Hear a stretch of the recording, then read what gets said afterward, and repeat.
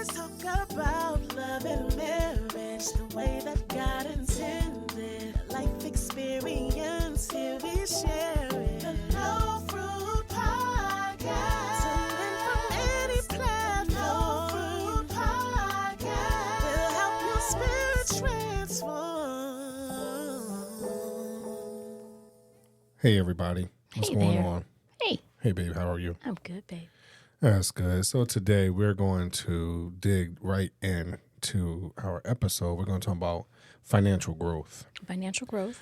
Which our is journey. Part of our journey. Yes.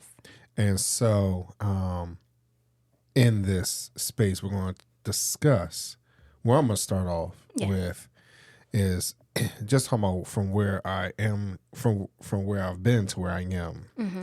And so sometimes we don't understand our partner when it comes to financial challenges and decisions and things like that. And so for me, I've had to grow tremendously. I'm still growing in it today. Right. And you should. And we should.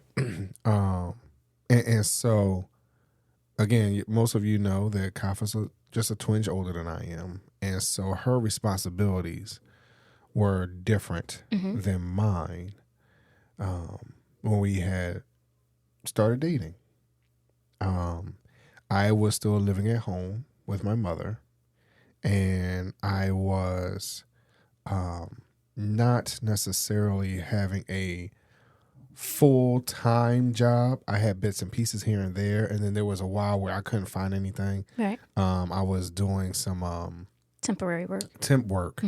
And then at some point in time, based off of, I don't know what was going on in the market at that particular time, but every job or every temp agency was trying to employ me as a construction worker. So it wasn't like I was not actively looking. It's just there was nothing out there for what I was looking to do. Or where your experience was. Right. You know, so you had an administrative healthcare right. type of a background. Right. So it was, I guess, for me, it was weird that they would look at your resume and say, hey, we've got this great construction job down the street for you. Right. And then, and for those of us who remembers having to look into the want ads, if you will, in the market. Right. In the Sunday paper. Right. So as I would look in the paper, things that were available, I did not qualify for, or I really, really questioned, so I didn't apply for. Okay. Or when I would look at it, I would say, hey, what are the challenges? Like, I would also try to analyze a job without applying for the job. Okay. Why is this a job? Why are they hiring? Right. So how do I fit, not fit, or whatever, especially based off of my background. So, but ultimately I had, and it was funny because we were looking, we had a car accident. So some things changed. We were in a car accident. We were in a car accident. Things changed, and then mindset changed, opportunities changed, whatever it might have been. And then, we made up our mind. I made up my mind that no, I'm going to push harder. Okay. Because at this particular time, Kafa was in an apartment. So this is what I mean by we were in different places because Kafa had her own apartment. Well, when we first met, she had her own, but during the beginning years of the relationship, she shared it with her aunt, right? And then, but Kafa was still paying or responsible for a majority of the bills, right. At least them getting paid. And so I was still with my mom. So I didn't have those responsibilities that Kafa had. So, and then when we had, I had started working a temp job. And it's funny because we just spoke to our kids about my process of getting this temp job at a hospital. And I said, you know what? And it was for a file clerk, right? And here's what happened. I go in the first day with the attitude of, I'm going to become permanent. Right. I went in there in a suit. Mm-hmm. And everybody, I mean, literally everybody was impressed that I had on a suit to sit in a file room. Mm-hmm. And I kept my jacket on the whole time I sat in that room. And I was told about a good 4 times to take it off. Because no one else was up there dressed like that, except for the our department manager at that particular time. You know, so I'm like, well, one, I'm not everybody else. Mm-hmm. Number 2, I'm comfortable. So, but then it made some people a little like, hey, you know, you're making us look bad, Mr. Temp.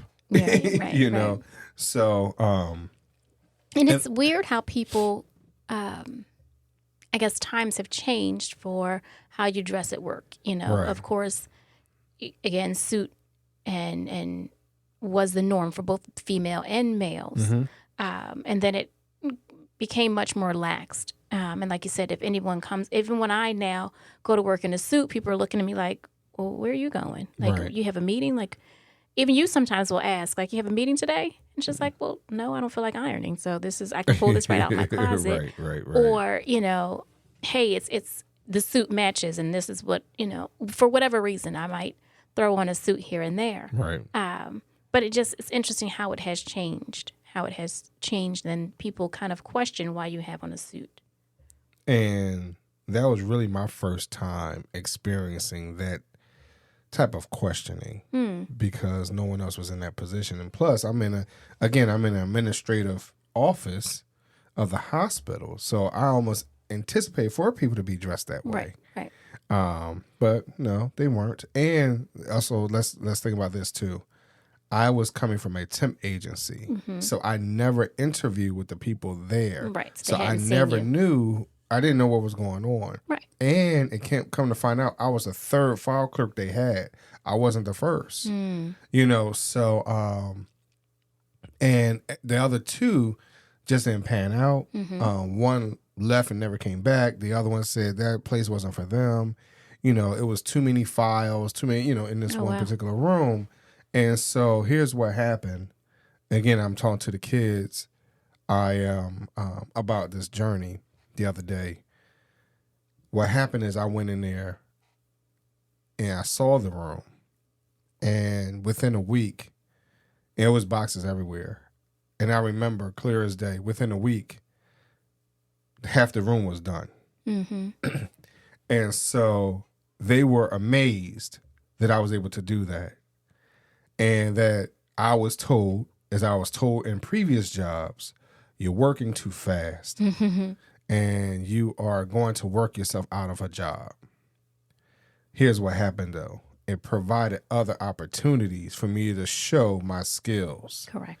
And so then I was able to, within 2 weeks, apply for a full-time job. Wow. So I started that job that first Tuesday, whatever that day was, right after New Year's Day or something like that. Mm-hmm. I had the full-time job before the end of the month.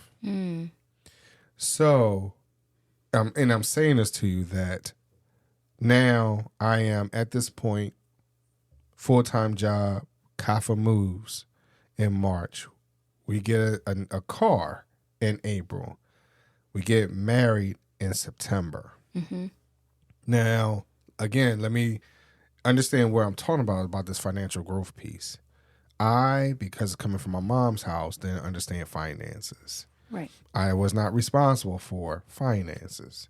Now I get married. Now I am responsible because my thought is I am now head of the household, whatever, right? Not understanding or knowing what that was, what that meant. So we had some financial challenges, most definitely in our first 5 years. Most definitely. Not really. Now, granted, because of Kafi's situation, she purchased the house. But in her purchasing the house, let's not get it twisted. She did say, Maurice, do you want your name on this? Like Kafi from the very beginning was in a sharing space. Put your name on it, whatever. I said, no, it's your spot. You know, you did it, your hard work, yada, yada.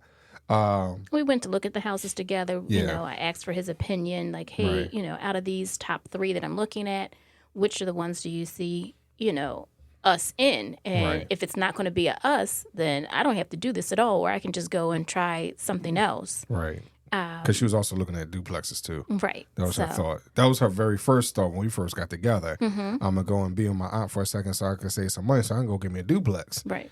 Type thing. But then, like I said, so there's a whole nother financial story behind right. Living with a family member or having a family member live with you. So what happened is we get together, we get married.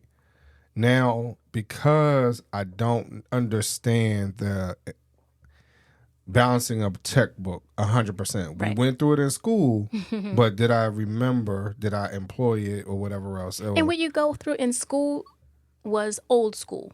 You know what I mean? So it was just a checkbook. They didn't really, even when I had gone over it, didn't take into account a check card. Right.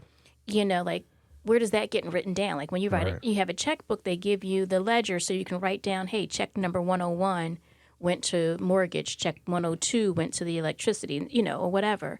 But when you use your check card, a lot of people don't write that down. Right. So then there's a mismanagement of the funds and a lack of understanding of where that money went. You think you still have money in the bank, but you forgot that you had used the check card on something. Right. So what happened is, and I was told this on more than one occasion, pay yourself first, and I took it too literally. Mm-hmm. I did.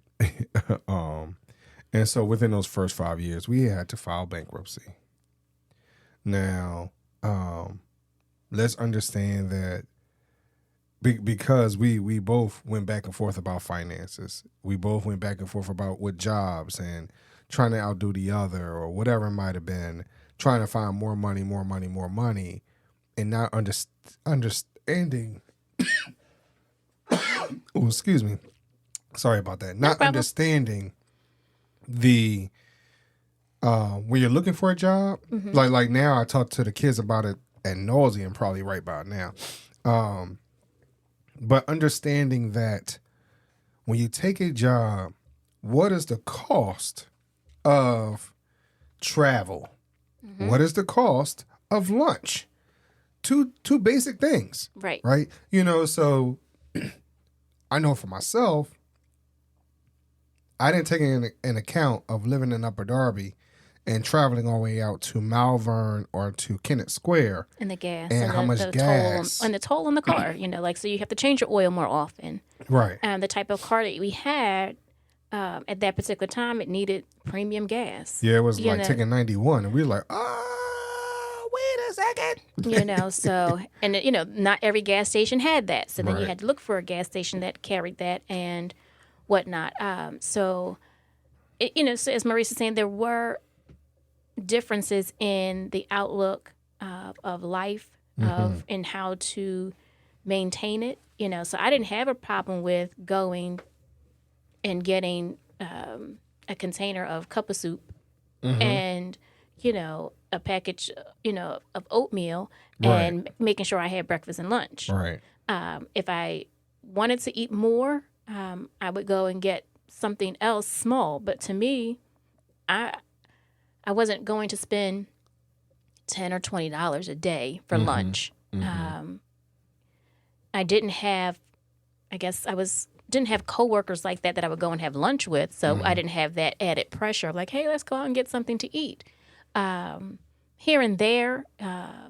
But if it was, I was still, hey, I'm going to get something. And if I lived prior to us getting married, I think if I got something, I might eat some of it and then save the rest of it for dinner. Right. There were times where I would get something and say, okay, well, I can eat half of this now, and then I can have the other half the next day for lunch. Right. So I certainly felt like, I rationed my lunch or my breakfast or whatever. And dinner was always at home. So I didn't really eat out a lot and all of those things. I kind of saved and paid my bills, and that's where I was again. So it was a little bit different. So for me, even though, And I'm gonna be honest, I was in the hospital, so I was doing that cafeteria food like that. Sometimes those home fries in the morning was banging. Okay. You know, that's one of the reasons why I'm addicted to it right now. Still. And then, depending on your work environment, we had food often. Mm-hmm. So somebody had some great food or catered from this restaurant here or there or whatever else. I was like, yo, I want this kind of more often. Mm. Or depending on what was going on with the co-workers, whatever else, sometimes you want your space and you want to be separate. So you kind of want to do your own thing and get away from everybody. So you don't know how else to get away sometimes. So for me, that was one thing. Like as Kafi saying, one is lunch. Mm-hmm. Number two was lunch. Because it's not necessarily the same challenge right now. Right, but right. I mean, even I think when I'd asked you, like, well, why don't you take lunch with you? Like, and, you had said at that particular time, one, you didn't like leftovers, and two, you were kind of skeptical about putting things in the refrigerator. Because people were playing snatchies. Right. We're just looking in and things like that. And I understand. So, again, that's why I always kept dry goods on me. So I would keep a can of soup in my desk. I would keep, like I said, packets of oatmeal, packets of hot chocolate, so those shelf-ready, stable type things. But I was eating. Right. And I wasn't spending, And so the other part for me was,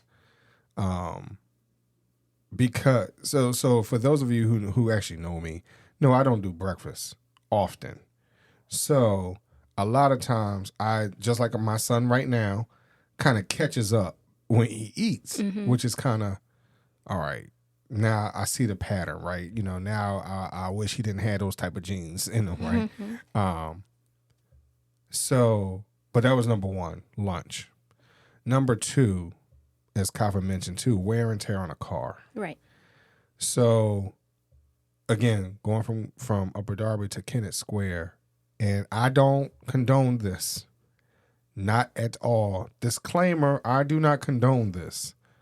But those of you who understand how far it is from Upper Darby, Pennsylvania to Kennett Square, Pennsylvania, it could be a nice little, hour and a half, 2 hour ride, especially during rush hour traffic. Mm. Well, I would do it in about an hour. Wow. And so because of dropping off the kids to daycare or whatever it might have been and just wanting to hurry up and get home or whatever. So I will always test my driving skills and one, and number two, and depending on the time of day, because I was on a sliding scale as far as what time I had to be in the office or whatever. So 1 week it was 8, next week 8:30, then 9, and then we'll revert back. Okay. So depending on the time of day, really depending on how long it would take for me to get there. Also, I started having a group of people that I knew I was driving with every day. So we would run into each other and we would just roll out. Now, and we'd be going, like we'd be moving. Mm-hmm. So, but here's where I didn't understand how much wear and tear it took on oil, how much wear and tear it took on tires, how much wear and tear it took on, because here's the other part too. I wasn't always a big proponent of letting the car warm up or whatever else. Right. So kind of let the juices of the car get to a relatively decent operating temperature, especially during the cold when I was driving out there, and how hard I pushed it, because I pushed the crap out of that car. Number one, and that was just 5 days a week with that. Number two, we pushed it on the weekends because we was not in the house. We were not in the house. We didn't understand what it meant to sit necessarily. We found something to do. And let's think about this too.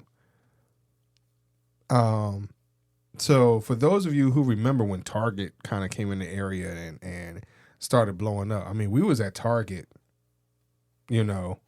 often. That was our way to get the kids to sleep. Right. And so our weekly outing after, dinner or whatever, we would go to Target, but we wouldn't go to like a local Target. We had to go to Target in another state. Yes. For some reason. Which was fun. Yeah. But that, again, put more wear and tear on the vehicle. Right. And so number one was me paying for lunch. Mm-hmm. Number two was paying wear and tear on the car.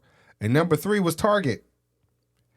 Not just baby stuff. Now, granted, y'all, diapers is it's needed. Cheap today. It was, for what we paid, it was cheap. It was a bargain, right? Maybe not today, right? Whatever. But my other challenges were movies. Right. I was buying movies. Every week we went out, if there was a new movie that was coming out and yes. in the end cap of Target, we were getting it. I'm like, what is this movie even about? Oh, you didn't see it. So, yes, So, movies. Yes. So DVDs was, why did they come out with those? Don't know, but. So we, again, another conversation we just had with kids. Not only do we have DVDs, because I don't know why, I like the war movies, mm-hmm. Some of the action-packed type stuff. Yeah, action whatever. Movies, yeah.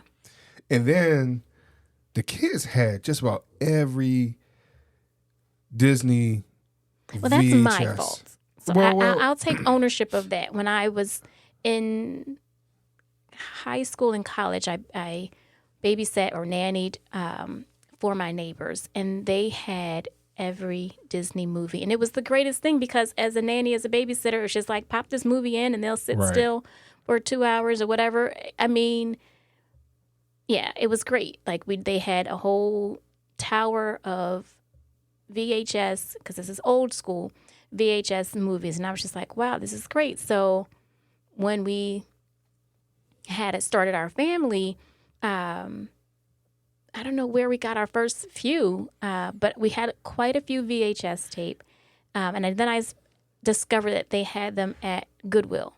Right. So I could get them for like $5. Mm-hmm. So I would just go once a week. But see, that was a difference of mm-hmm. paying $5 versus whatever it might have been at Target, 15, mm-hmm. 17.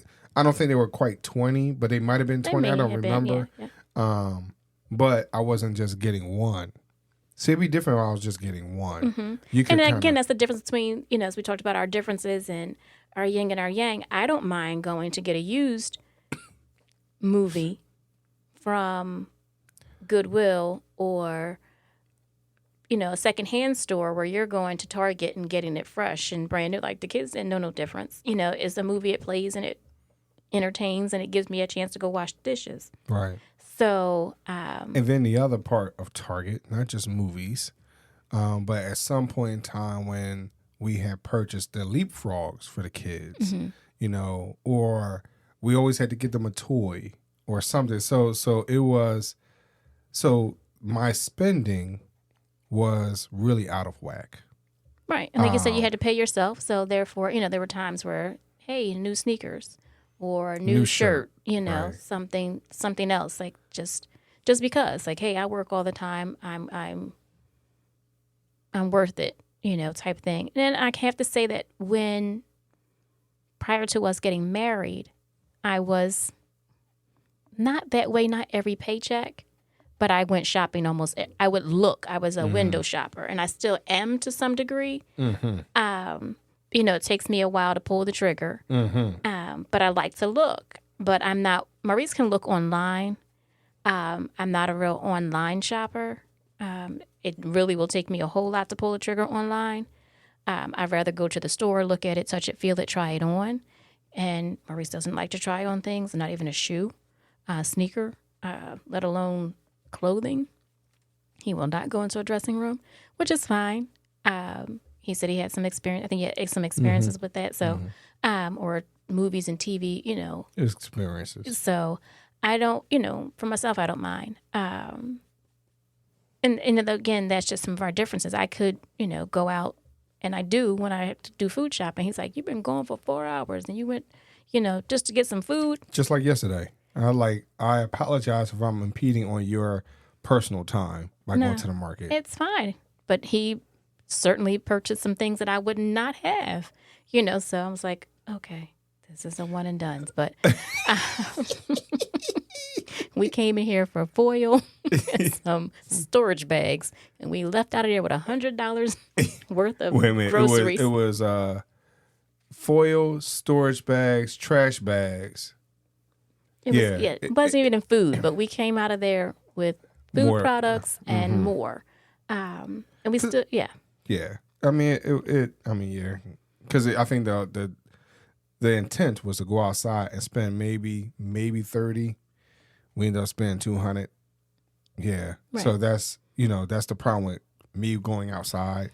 There's a TikTok out there where it shows a man and a woman stepping outside the door, and as soon as they step out, you hear ching. So it's like So with that comes a dollar amount in the store or whatever is purchased, and so in most cases that I've seen, and those of you that can relate to what I'm talking about, the female, the lady is they get pushed back in, they walk back out together. It happens again. So the guy pushes her back in the house, and he steps outside, and then it's like nothing, no ching, no nothing. So he leaves her. Well, here's the situation. We're the opposite. Yes. Because I'll be the one that'd be ching, right? So, and not only will Kafa have, like as she just stated, go to Goodwill, but she'll find a coupon for Goodwill. Goodwill has a discount every Tuesday between 5 p.m. and 7. Like I'll figure it out. And I'll be like, Goodwill has coupons? They have a loyalty plan? Like, yes. Like, so that is the difference with us. And I just wanted to talk to you. I mean, this is really just part one of this financial journey. Well, this is part two of our journey. It's the part two of our journey, yes. Right? But it's part one of Maurice's financial growth journey, because we still have a whole lot more to go to. Yeah, we've talked about financial things and financial planning, and how to build financial wealth and legacy with the family. But I think there's a change for where we are right now. Like we really, for those of you who know that we are church. Churchy in our roots, right? No, we have not been attending church on a regular basis physically. But like I just said to Kafa, not too long ago, it feels great to be able to sit at home and visit, various countries for church. At one time, because everyone is doing something, they're streaming, they're live or whatever it is. So I get to hear, we've come this far by faith, and then come down Almighty King, so I get to hear traditional, a little more, contemporary, so it was nice to hear that, and then hearing some of the preach word, so this process that we're talking about is a testament to where we are, it's our testimony, where God has brought us from. And how he's continuing to get us, to a different place. Right. And I have to say that, because if you listen to our show about the award, like that's where we're leading you up to, is that award moment of where we are today. Because for me, that was a testament to what we've grown together. So this year, when you hear about this journey, our journey, that tells you where we are. Right. That tells you where we are and what's going on. So, but I thank y'all for listening for part one. We haven't touched the next part is going to be a little more juicy because or not juicy, but what I mean by that is an eye opener. Because it changes our lives, to be honest, and how we maneuver. But I thank y'all for listening to part one of Maurice's financial journey. And we will, hopefully y'all will listen to us in the next episode. Hope so. Talk to y'all later.